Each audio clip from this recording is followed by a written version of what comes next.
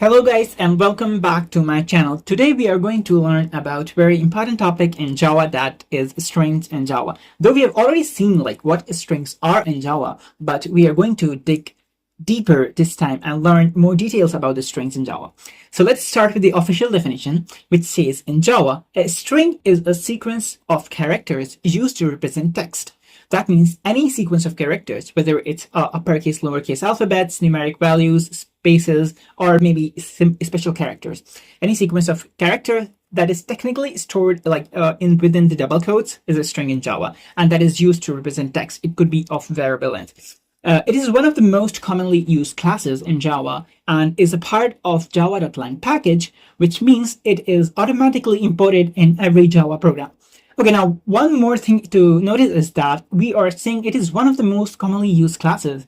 Up till now, we have seen that like other data types, which are int, double, boolean, float, whatever they are, we count the strings in the same category that are they are data types. But here we have learned that string is also a class. But we have already seen this thing when we were learning about primitive and non-primitive data type, that at that time strings were kept in non-primitive data type instead of primitive data type. And that the other difference is that a string is not only a data type, but it's also a class. A string is a class, and we will see this in practical. The other important thing to notice is that it is a part of java.lang package. That means we don't have to explicitly import strings, but because we have learned that whenever we have to use any class, we have to explicitly import that class into the class we want to use in. But for strings, we don't have to do that because it is a part of java.lang package, which is automatically imported in every Java program. So we don't have to care about that. So let's first learn, see the definition in practical, then we can learn about the other things. Okay. So for that, let's create a new class that should be, let's name it strings. Strings.java. My bad. Okay, perfect. There is some issue with this class. Okay, no issues. Let's quickly create a main method. Public static void and then main. And we already do this thing string args. Oops. It's suggesting me, but it's not doing. Oh, it's not it. These brackets. Oops, yes. And then we have to put the simple brackets. After that, our main method starts. Okay. So we can see we are using the strings here as well, but this is a different thing. Okay, let's start with the simple string. A string.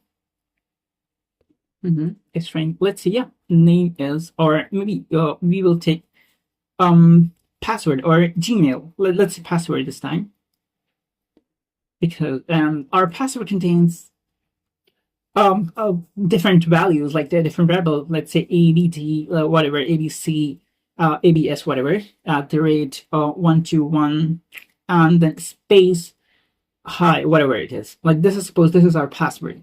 So we can see a string is a sequence of characters that can have uppercase, lowercase alphabets, special characters, numeric values, spaces, anything. Okay, now let's see. The other thing is that we haven't imported the string class, and still we are able to use it. And maybe let's try to print it out. Maybe it's not like that. We might have assumed something else. So save it, clear the terminal, and we have to do this thing to compile this. Strings.java. Perfect. Java strings. Okay, so we are able to print this as a string. That means it is working fine without importing any string class. So we have seen the definition clearly that string is in fact a class. Okay, no, we haven't seen that it is a class. We haven't defined it differently, but we have seen it is a sequence of characters and that we don't have to import it. Now let's see if it is a class or not. So let's create the object of this string, because if string is a class, then we should be able to create the object of that class. Okay, so let's say we create a string. Let's say this time st equals to a new string. So yeah, we are able to create the object, and let's provide a literal as well. So this time we will say hello, simple, and then we try to print it as out, and then we'll say this is just simple st. Save the program, compile it. Perfect. Run it. So yeah, we are able to create the object perfectly, and we are also able to print it. but maybe the other data types are also the objects, like are also the classes. They are not simple data type. Like all the data types are classes as well. So now let's try to create the object of character, or maybe let's say try to create the data type of character equals to new char, maybe. Okay, let's see if we are. Oh, maybe we haven't provided the literal. That's why. No, it says like syntax error, a token char invalid class type. That means we are creating a class of invalid class type. Like character cannot be. Maybe we are using due to that. Maybe let's do with the capital letter because classes start with capital letter. Nope, it didn't seem to work. Okay, we can see that we are not able to create the object of character data type, but we are able to create the object of a string data type. One more difference you can see is that, like we have already talked about, whenever we create classes, we start with uppercase letter, okay? And whenever we are creating the other functions or like the data type, then we start with the lowercase. So this is one more major difference to be noticed. So now we have seen that a string is also a data type. Now let's move with the other definition parts that are like properties of strings. So a string is non-primitive data type, as we have already discussed. Okay, one major difference between primitive and non-primitive data type is that primitive data type like occupies fixed amount of memory, whereas non-primitive data type don't occupy a fixed amount of memory. That means it depends on the size of data type, how much memory it is going to be obtaining or acquiring, okay?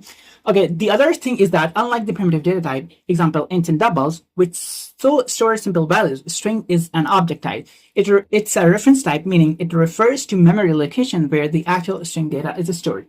Now, what does it mean is that, like, whenever we have already learned about this thing, like whenever we create any primitive data type, then what happens is that we put the value somewhere in the memory location, and then we put the label on that. So whenever we are trying to access that value, we use that label to access that value. But strings, and in the case of strings, because strings are classes and we create the objects of a string, so it is the reference type. That means we create the string, like wherever the value is stored, that is an object, and a string label refers to that object instead of like just simply putting the label on that memory location. So it says something like that. Okay. The other part is that strings are immutable. Now this is important concept, and we'll learn why it is immutable and then how we can create the mutable strings. Like sometimes we need to create immutable strings, then why Java make it immutable. Okay. So it says that string objects are immutable, meaning their values cannot be changed once they are created. Okay. So this point is very important. It says like whenever we create the strings, its value cannot be changed. Like once we create the strings, its value is not changeable. So if we go here and we can see like whenever we are creating object, it says the original object. Now let's try to modify this thing. If we say like st dot, let's say we try to concat, and let's say we concatenate hello with the hello good morning or hello Jack, whatever.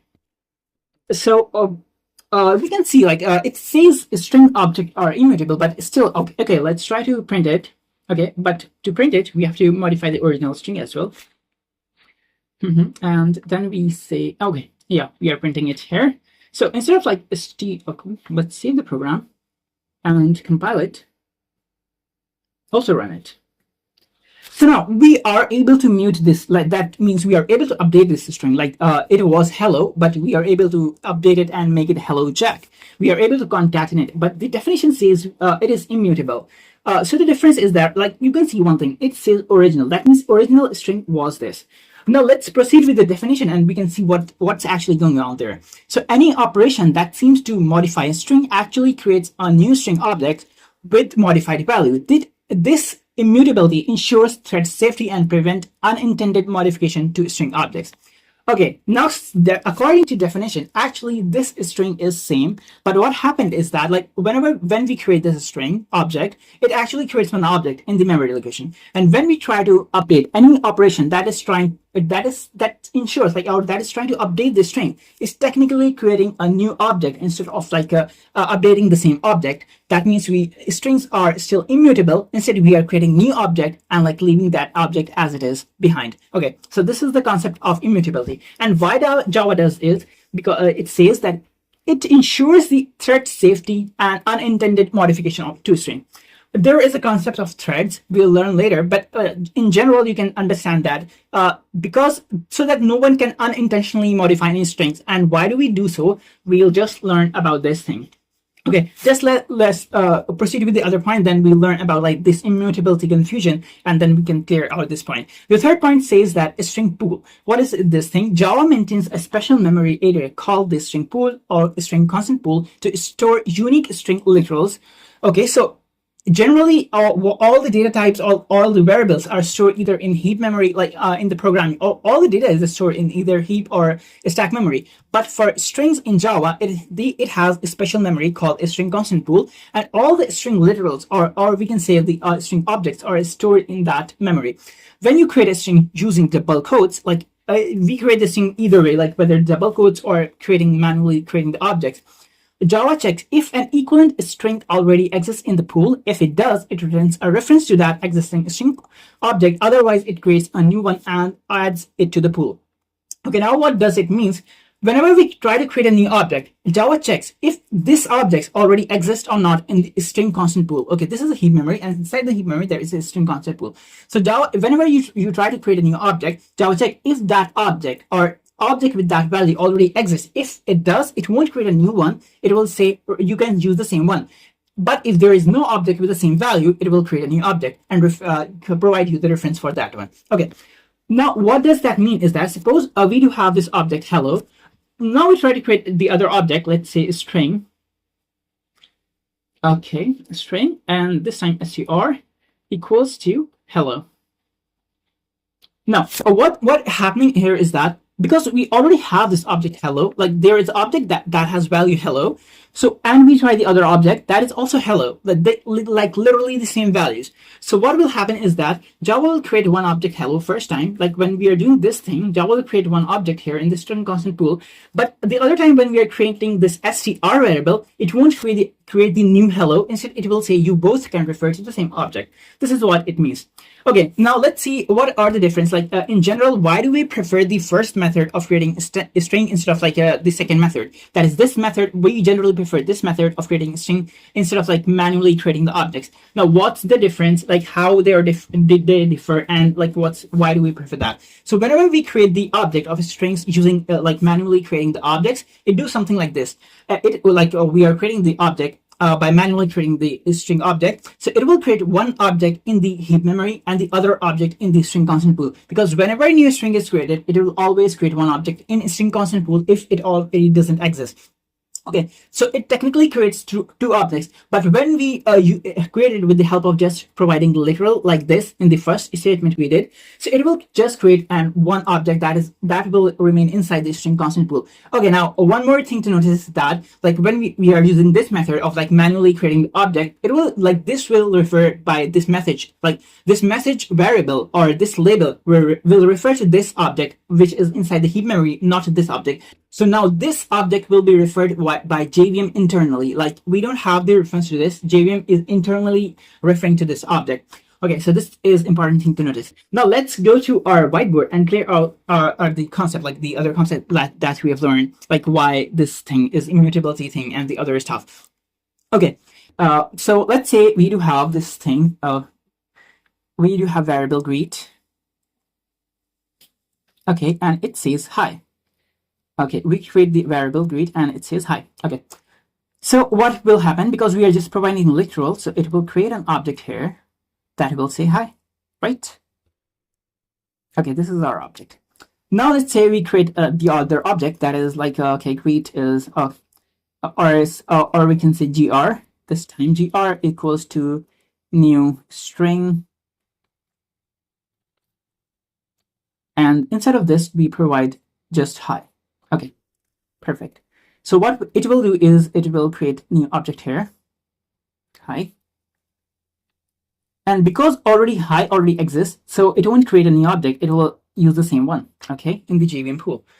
Okay, so these are two different ways. But now let's say we try to modify this gr. So we modify this gr to hello.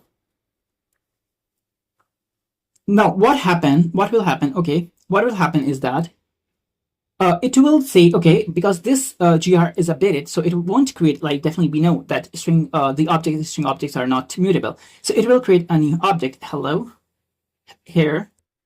Okay, and now Java will say, now you don't need to any longer like refer this one. Now you are going to refer this hello, and also it will create a new object here, hello, and it will lose the reference of this as well, and it will start pointing to this. Okay, so you can see, like, this is how immutability works. Like, it won't create, like, it won't update the existing object. It will create a new object. But now the point is that, like, why does it even happen? Okay, so let's take an example. Let's say there are like 1,000 persons live in city Toronto.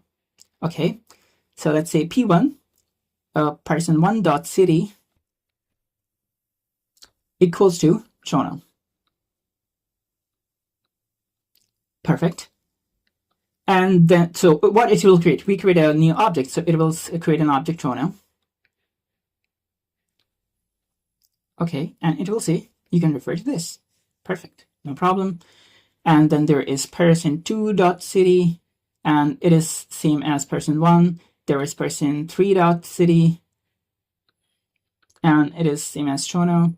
And there are like person B 1000 dot city. It is also Toronto. Okay, perfect. So what will happen is that all 1,000 persons will use the same object, right? And this is why it is memory efficient. Like, instead of like creating 1,000 objects, we are just referring to the same object, and that's why it is like memory efficient. Now what happened is that person 3 moved to decide from Toronto to from Toronto to London, let's say. Okay, now person 3 moves to London. Now, what will happen if, suppose, because this person is no longer living in Toronto, so we should technically modify this to London, right? Sorry, my bad. It is London. It should be London, right? But we can see the problem. Like, this person 3 moves from Toronto to London, and if we try to modify his like a city, then the problem we will face is that, like, this city will be modified for all other 999 persons as well. But we don't need to do that, because the other 999 people don't move to London, but only this person. So Java says, okay, you don't need to modify the actual object. You can create the other object, London, and you can refer to that, right? So Java says, okay, you don't need to refer to this object anymore. Now you can refer to the other object. This is why Java says, like, Java make the strings like immutable, so that we cannot unintentionally modify the actual string, and then that we can suffer, like, we can get the unexpected result for the other parts, right? So this is why it is made as like unmodified, like immutable. So now we have learned about, like, what are strings in general definition. With the general definition of a string, we have already learned about 2 methods to create strings, and what's the difference, and why we use one over the other, why are strings immutable, and what is a string constant pool, and how it works. Okay, now let's move to the other part, that is how we can create the immutable strings, like mutable strings. We know, like, strings are immutable and how we create them, but sometimes, suppose we are creating the program that is sort of like a notepad or something, or maybe chat box, where we keep on, like, modifying the string all the time. So it is kind of like if we suppose there is a string, okay, okay, this part is perfect. We can use it for the purpose. Yeah, okay. There is one person. Let's clear this out, and then we can use the same one. And delete. Perfect. So now there is we have this program, or let's say text box or chat box. So first I write my friend hi. Okay, it creates an object hi. Now I decided, okay, no, I'm not going to greet him only hi. I decide to say hi Jack. So each time, like, okay, well, we can do it differently to explain it better. I just type J, so it will say, okay, these 2 objects are different. Instead of like modifying the same object, it should create hi J. Now we just added one more A to it, so it will say hi JA. So you can see there is again the issue. For one variable, we are creating thousands of objects. So for that purpose, like a lot of time we need to create mutable objects that need to be modified again and again. Suppose there is a score or something that person can take the other test and increase the score, or maybe fail again and decrease the score. So there are a lot of variables that need to be muted, like that need to be modified again and again. So for that purpose, Java provides the other methods to create mutable strings as well. And there are two methods that are called string buffers and string builders. So Java provides two additional classes, string buffers and string builders, for manipulating mutable strings.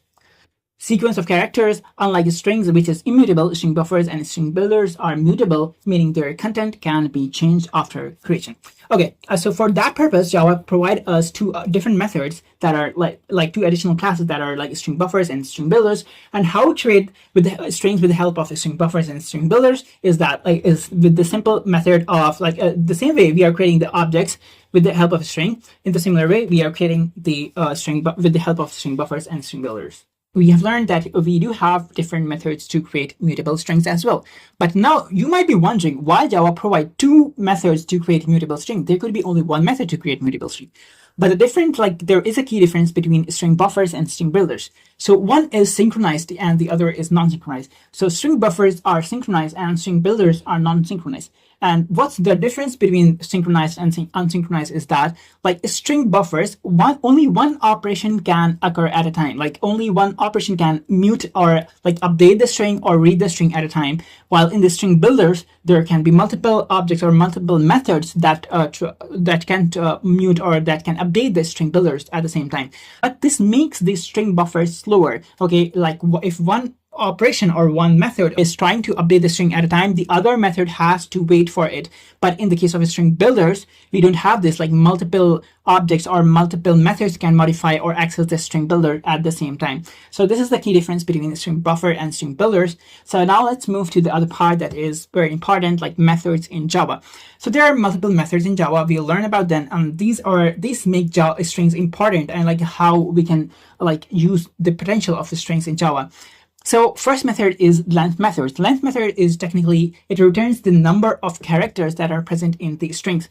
And the other method is empty. That means it checks whether if any string is empty or not. And the third method is trim. That is just used to remove the leading and trailing white spaces. That means if there is any white space or spaces before the string or after the string, it will remove that strings. So now let's see these three in practical.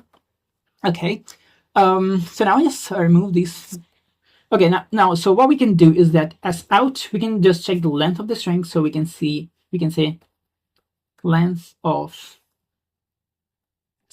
string is, and then we can do this password dot length method. It will return the number of characters, and now we can also check whether this string is empty or not. So we can use this for that.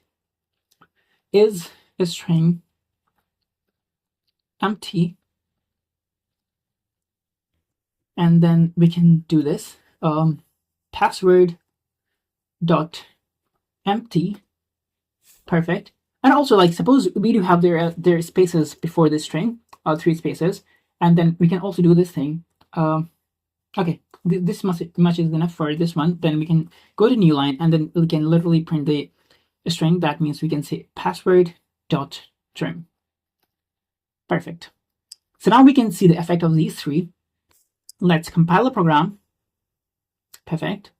And print. So it says the length of the string is 13. Now, how it is 13? We can count these are 3 spaces. Then after that, 1, 2, 3, 4, 5, 6, 7, 8, 9, and 10 characters there. So it is technically 13 length, including these spaces. That's why it says the number of characters, whether they are blank spaces, special character, or whatever it is.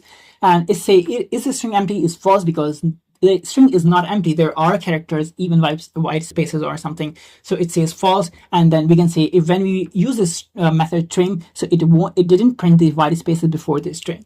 So these are the methods. These are 3 important methods that we use very often, and we will see these methods in practice as well. And then there are the other methods that are equals and equals ignore case. Oh, now with this check, there is one more method to check whether 2 strings are equal or not. So equal method technically check whether the string 1 and string 2 are equal, but the key difference is that there are 2 methods. Okay, so let's say we create now this time. This is in this string. The string is, let's say, hello. Okay, And the other string is, let's say, oh, my bad. String is a string str equal is also hello. Okay, let's say this is this hello. Okay, now there are two methods to check whether two strings are equal or not. If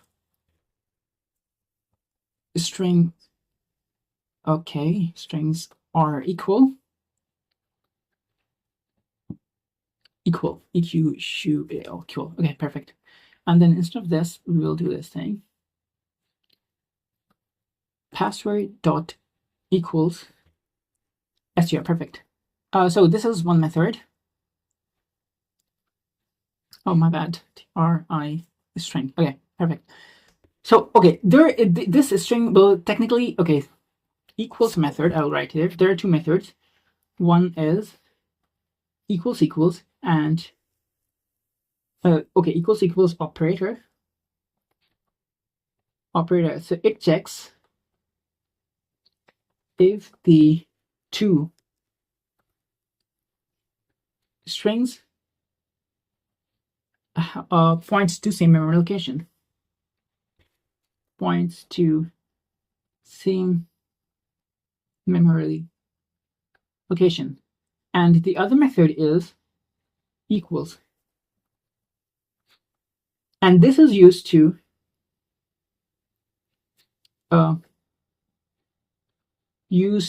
check the equality of content in strings. RINGS. Okay. So there are two methods to check whether two strings are equal or not. The first is equals operator that checks whether, like, if string 1 and 2 are at the same memory location. Because we already know, like, if I make it hello as well, then when we create one object and then we are trying to create the other object, Java will say you don't need to create the other object. Instead, like, use the same one. So if these are two like this, then definitely equals to will say this is true because they are both in the same object. Like, they are both referring to the same object, okay, at the same memory location. But and the other equals to, like, this method checks whether the content of this string and this string is same or not. So if we do have, like, the capital H hello in both cases, then it will also say equals. But in both cases, if we use the small h, like the lowercase h, then it will create a new object. So definitely this will say false, and this equals also say false because the content is not the same, because the capital H is not equals to small h when we compare, like, in the programming terms. Okay, so now let's save this program and try to run it. Okay, maybe we can do the other thing as well. Just copy this part, Control C, and we can paste it here. Oh, my bad. Why it is taking too much of spaces? Okay. Perfect. Equals ignore case. Perfect. Now we can see the difference. Like, there is the other method, equals method, which is used to check the content. Now ignore case also check the contents, but it ignore if the, like, letters are, the alphabets are upper or lower case. So technically we should get the false in this case, first case, and true in this second case. If strings are equal, ignore. Okay, perfect. So now let's save the program, compile it, and try to run it. So in the first case, we get the false, and in the second case, we get the true. So technically, they are used to compare two strings. And there is one more method, like there is one more approach to compare two strings that we have already discussed. Okay, so now let's move to compare to and compare to ignore cases. Now, equals to just compares to a string and check if they are equals or not. A compare to method is a different method, and it checks whether two strings are lexicographically equal or not. And these cases, like equals and equal ignore case, gives true and false, whether two strings are equal or not. So it will say true or false. But this compare to method, because it is comparing two strings lexicographically, it will tell the difference, like how many characters the other string is leading or trailing. So technically, capital H, like capital letters, are 32 position behind the small letters, like the small alphabets. So if we compare these two strings with the help of compare to case, so it should give 32, because, like, the lowercase letters are 32 above or ahead of the capital letters if we talk about the ASCII table, okay, the position in the ASCII table. So let's say instead of like equals, we can say password or compare to string, and in this case compare to ignore case. compared to ignore case. Perfect. So now because these are like because this is like 32 ahead, like the small h is 32 ahead of capital H, so first should give us like 32 value and second should give us 0, because in this case we are ignoring if the two alphabets are capital or ignored, like the upper or lower cases concept. Okay, so now let's compile this program and then run it. So yeah, we get to minus 32 because we have put the password first. That means it is saying whether this is equal to this, but this h is 32 behind the other one. That's why it gave us minus 32. Instead of like this, if we do str.compare to password, it will give positive 32. Okay, save the program, compile it, and then run it. Perfect. So this time we get positive 32. So this is how it works. Like the equals to like the equals and equals ignore case compares content and tells whether it is true or not in terms of boolean, like true or false. But compares and compare to compares in terms of like whether lexicographically how far or behind they are. Okay, so now let's move to concat, which we have already seen. Like it is just literally used to append one string at the end of the other string. So now let's clear this out. Perfect. And let's say str2 is hello Jack. Jack, and now we can print instead of this. We can say password dot Control Z. We did something wrong. That is like, yeah, we remove this one as well. Okay. Password dot concat str. Perfect. Control Z. Perfect. So now this time it won't give us, like if you are printing this thing, it won't update the password. It will say like password whatever it is, like hello. Save the program, compile it, and run it. It say hello Jack. Okay, now how is this happening? Like because this append, like we are technically printing password.contact str. That means the entire thing. But let's say we do this thing, Control X and Control V, and now we print the password. Password, perfect. Put the semicolon there. This time we should only get the hello, like instead of like hello Jack, and I'll tell you why. Perfect. No, we only get the hello. What happened is that last time we were printing this thing, like after concatenating, print that thing. But this time we are just concatenating. That means password is updated, like password, it is updated, like there is new object that is called hello Jack, but password itself is not updated. But if we say that this thing, like password equals password.update, that means we are technically updating the same object, the same reference. Now this time we should get hello Jack again. Now we can see we are getting hello Jack. So concat means just literally attaching one string at the end of the other, or like appending one string at the end of the other. Now there is a method called join. Now the difference between join is also used to append the string at the end of the other, but there is difference between concat and join. Concat literally joins the strings, but suppose there is case. Now instead of password we do have fruits, and instead of one fruit we do have multiple fruits. Let's say apple, mango, and we also have lychee. Okay, perfect. So we have multiple fruits. Okay, this should be strings of array, like array of strings. So we'll learn about the arrays later, but it is technically when we are trying to store multiple values into single variable or single object, then we use then we take the help of arrays. It is used to store multiple values of same type in Java. So just this is for now about the arrays. We'll learn in details about the arrays in the next lecture. So now we want to put all the fruits into the single basket. There is a basket. There is a string. Str string basket. Now we put all the fruits in the same basket with this delimiter. Okay, there is a delimiter, and we have to put the bar. Okay, there is this bar. And we have to separate the fruits with the help of this bar. Now, if we try to concat each fruit one by one, then we have to manually put this bar at the end each time. Okay, so now this basket we are going to, with the help of join method, so we can say strings.join, and now it says first we can give the delimiter that we use to separate the string values with. So this can be used as delimiter, and then we can give the values, the elements that we need to join, and we don't have to like do it multiple times. Like in terms of concat, if we do concat, we have to concat 3 times to put all the fruits in one basket. But with the help of join, we can pass all the variables, all the elements at the same time. So let's do it. So let's say we are trying to separate them with this bar, with the vertical bar and 2 spaces, and then in here the elements would be our fruits. Perfect. Now if we try to print this thing, let's say basket, save the program and compile it. Now run it. So we can see like we put all 3 fruits with the help of just one join method instead of like doing it 3 times. And again, we also put these delimiters like the space, vertical bar, and space. So there is difference between concat and join. Concat just literally append the string at the end of the other. Join, in with the help of join, we can use the delimiters to separate the elements. Okay, so this is the main difference. Now let's move to subsequence and substrings. So these both are technically same. They both are, but they provide a different output. Okay, what they do is that like they cut the part, or they chop the slice of the string and provide that part, and we provide both. In both of the cases, we provide starting and ending index, and the starting index is included but the ending index is not included. Okay, so let's say now we do have the other string. Let's say long greet. So in long, okay, it's greet.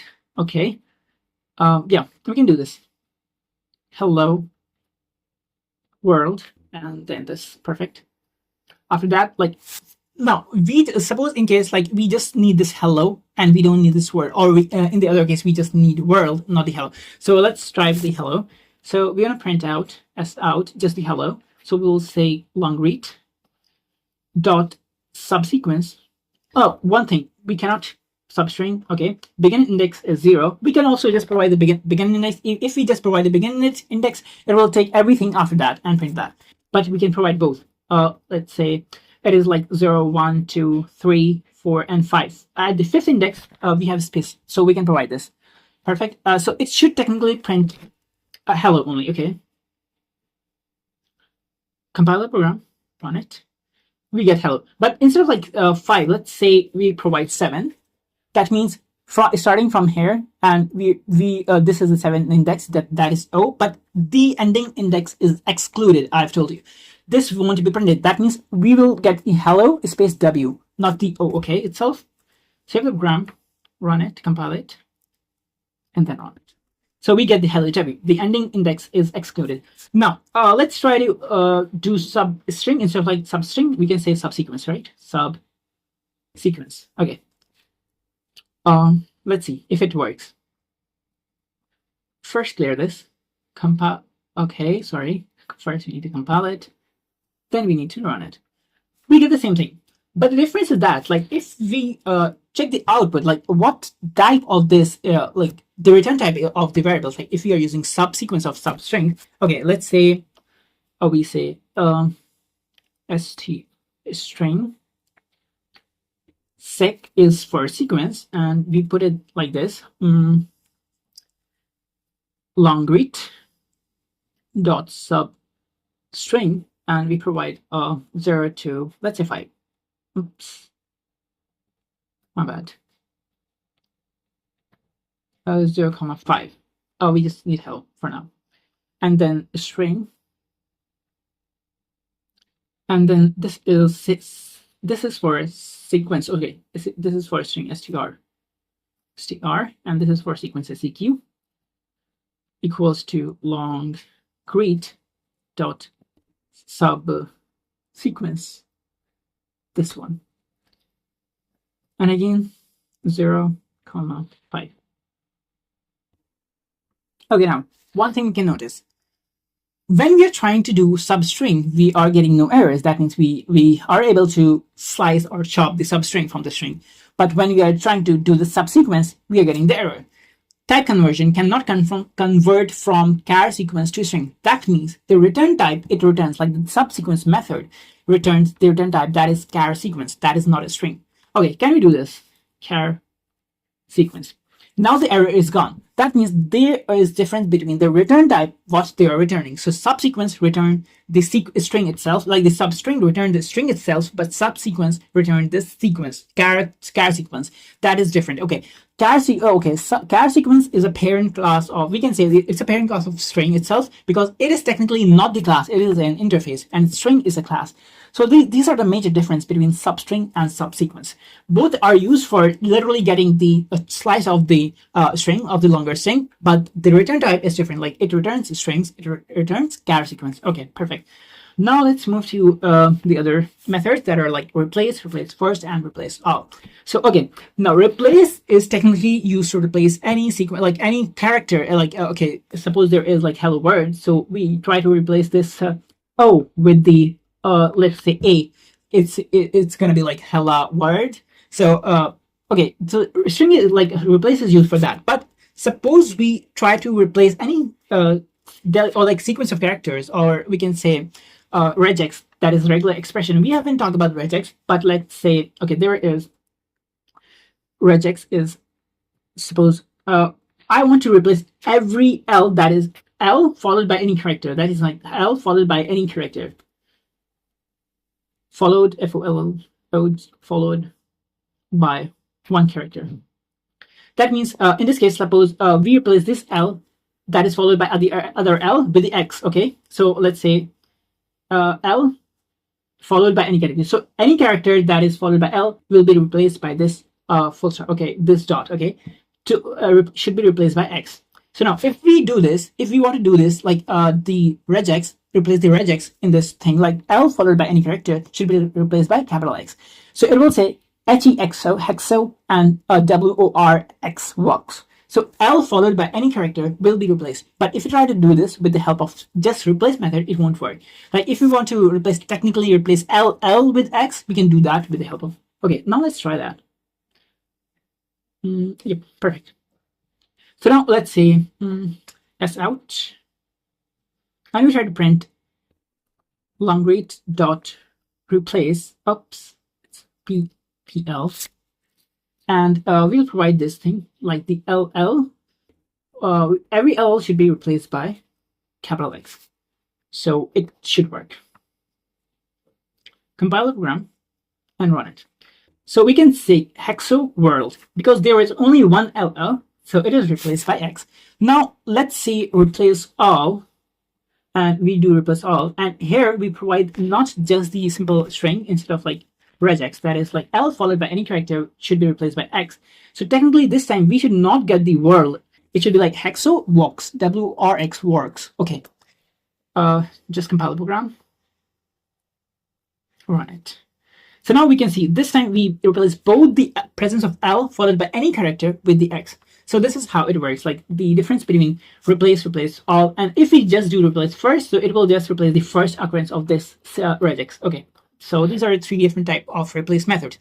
Now let's move to the other one, that is like index of. It technically tells whether like the first index of any character. Okay, oh my bad, what is this? Perfect. So suppose we are trying to find the position of W. So what we'll say is that dot index of. Okay, I'll tell you different. W. It won't work. I know, because we don't say like long read. Okay, what is showing me error? I can tell you. The method index of a string is undefined in the type of strings. Okay, why is that so? It is written here, index of. First thing is that whenever a method is started with lower cap. Okay, now okay, let's try to run this. We should get the okay, the position of W is okay. Now let's check with the help of program instead of like recalculating. So it's 6. Okay, so it's technically 1, 2, 3, 4, 5, 6. Okay, starting from 0, it is the 6th position. So it just technically returned the first second. Okay, suppose there is other W as well, but it won't return the position of this one. It will return the position of the first one. Compile the program, run it. It should be 6 again. Okay, perfect. Now, but if we want to get the last position of any character, let's say instead of like index of, so we can say we can also say last index of. Okay, so it can be last index of. And then I have to remove this thing. So now this time it won't return 6, it will return the index of this W. Compile the program, run it. So it says 13, that is the position of the last index of W. Okay, now let's move to the contains. Contains checks whether a string contains anything or not. Okay, it could be single character or it could be a string. So instead of like only W, we can also check WOR, and it should return true. Okay, because we do have WR in the string. Compile the program and run it. It says true. Let's say now this time WX, because our string don't have WX, so it should say false. It says false. Okay, perfect. Now other characters are char at. Now like we did, we just find the position of this character. But let's say we know the position, but we want to know what is the position, like what is the character at that position. Okay, so let's do that. Char at, let's say 2. Okay, technically at 2 there is L, so it should return L. Perfect, we got the L. So this is just the opposite of index of. Like in index of, we provide the character and get the index. In char at, we provide the index and get the character. Okay.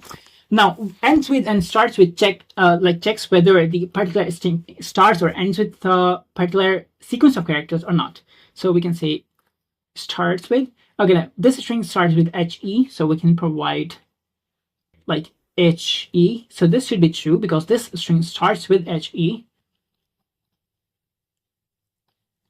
Perfect, it says true. But let's say now instead of like it starts with ends with, because it doesn't end with ends with HE, it ends with W, so it should be false. Okay, we should get the false. False, perfect. So these are the other. Now 2 lowercase and 2 uppercases are used to just literally convert the entire string to lowercase or to uppercase. So we can do this thing as well. 2 lowercase. Now all the uppercase alphabet that are like this H, this W would be converted to lowercase. Compile it, run it. We can see everything is now converted to lowercase. Now we can do the uppercase as well. Uppercase. Now all the lowercase characters will be converted to uppercase in this method. Okay, now everything is like in uppercase. Now there are other 2 methods that are like value of and to char array. Okay, now whenever we are trying to represent any other character, like suppose there is not, there is an integer, int a that has value 10, but now we have to treat, we want to treat this integer as in string. So we can do this thing. We can say str string. Oops, what is this? Str string str and srt. Okay, my bad. Str, whatever it is, equals to string dot value of a. Perfect. This is how we write. Now, if we try to print the type of str, like look, we are able to store that this is integer type, and we are simply able to store it in string type. And also we can check if the type of str is string or not. And to check the type, we can do this thing like str dot get class and get simple name, most probably. Yeah. So we can see like this is still a string type and we didn't convert it. This is technically, okay, it says a string. Okay, the type of this str is a string. And the to char array is just opposite of that. Like whenever we are trying to convert any string to char array, then we use this method. So this is all about the methods that are useful methods. There are a lot more methods, but these are useful methods that we use them regularly, and they're useful methods that we need every now and then. Now let's move to practice question and wrap our lesson with these practice questions. So question number 1 says that they're given a following code snippet, explain the output. Okay, so first we should know what output should be. So the string 1 is hello. The string 2 is literally the copy of the string 1, and then we modify the string 1 by concatenating the example, like the string literal world. So when we print the string word, it should be hello world, and when we are printing the string 2, it should be just hello. Now let's move to the other part, that is like write a Java method that takes 2 string as an input and check if the first string is case sensitive match for the second string, ignore leading and trailing spaces. If they match, return the length of the first string, otherwise return the difference between the first character of both strings. Okay. Now it says, okay, there are 2 strings. okay, a string, let's say str1 equals to, let's say, hello, and then string str2, that is also hello, but it is case sensitive match. Okay. So first thing, because it talks about the it talks about the leading and trailing spaces. So what we will do first is that we will first do trimming. So we will say str1 equals to str1 dot trim method. It'll remove the leading spaces, and we'll do the same for str2 as well. str2 equals to str2 dot trim. Perfect. Now we have to check if they are match. If they are, then we have to return the length. So we can say if str1, we know how we check it, equals str2. Perfect. Then what we have to do is that we have already learned about the conditionals. Okay, perfect. As out, we have to return the length of first string. So we can say str1 dot. We know these methods. Okay, perfect. But if they are not, we have to tell the difference.